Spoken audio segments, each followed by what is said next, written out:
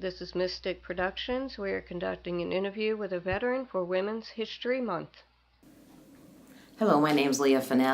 I'm a United States Army veteran. I was in the Army for 10 years. I was stationed at Fort Bragg, Korea, Afghanistan, Uzbekistan, and Fort AP Hill on two TDY appointments. How many years were you in the service? I was in the military for 10 years. Wow. What part of the 10 years that you were in did you feel it was most successful in promoting women? Well, the most successful job, I think, or position I had for promoting women, I worked for the Fort AP Hill, the Boy Scout Jamboree in 1997, and I was President Clinton's motorcade driver, and I got a picture with him, and I got accolades for that as well. So. Do you feel there's a change over the last 10 years in the way women are treated in the service? Yes, I think women are treated much better now than they were 10 years ago. We're allowed to be in combat roles now, and you know, they care more about if you have a baby, they let you stay with the baby a little longer if you're active duty. We're not seen as different. We're kind of like getting equal with the men, which is a lot better. Great.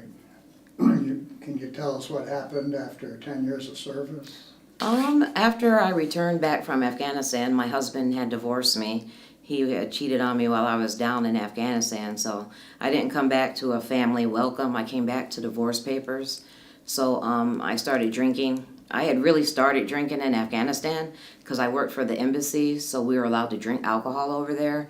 And the different, like we had the Italian compound and other nationalities, and they drink wine at breakfast. So I just got a habit, I got in the habit of drinking, and the drinking led to numerous DUIs, and as an NCO, that didn't look good, so I had to leave the military.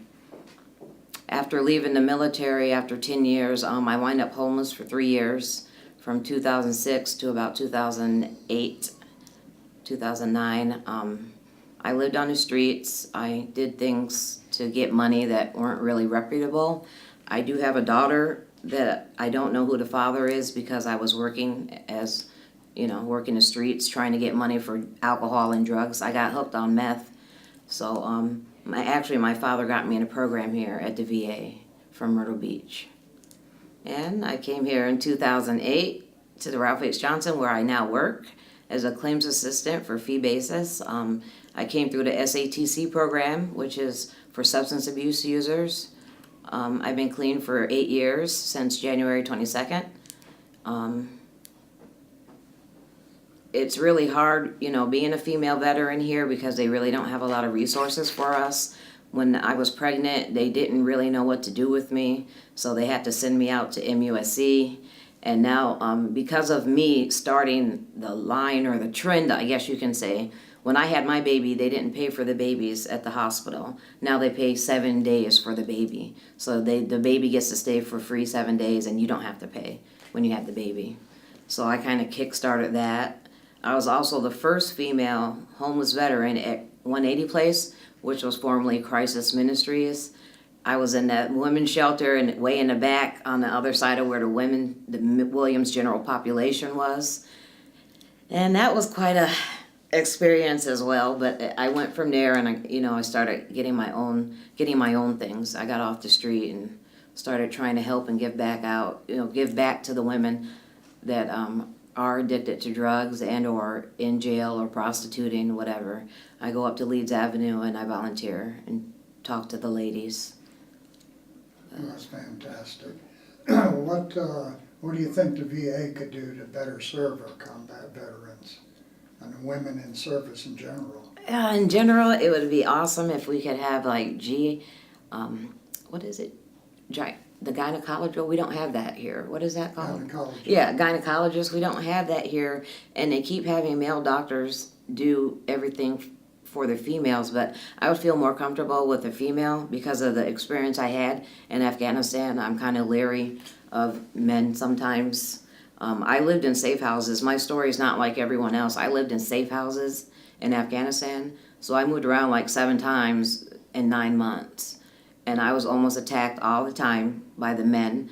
The former Taliban were the guards of the house. They guarded the house and they cooked whatever we had to eat. So I don't know what I ate half the time. And it was real. I had to sleep with a gun under my pillow. So I was really in a dangerous situation, but because I was female, they didn't say it was a combat role. They said I was in a supporting role. But now we're getting credit as being combat veterans. So I just wish we'd had more like services for the females, like pap smear and mammograms. We don't even have a place for mammograms here. We have to send people to MUSC. It's not right.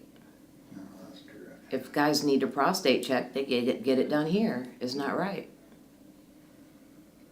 What advice could you give to combat veterans returning and women in the service now? Well, especially for women, because I know sometimes we have to do things that we're not proud of. I would like to tell them that they wouldn't have to do those things, that there's resources. I probably wouldn't have had to live on the streets had I known about the resources of the VA.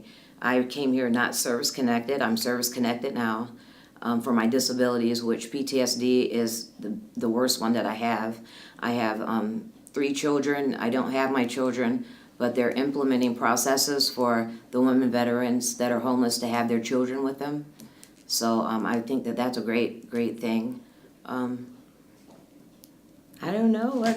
I just think that we should have the same medical opportunities and things as the males. I just want the females to know they don't have to degrade themselves and go to substances to make themselves feel better. We have counselors here that will help them and everything, so.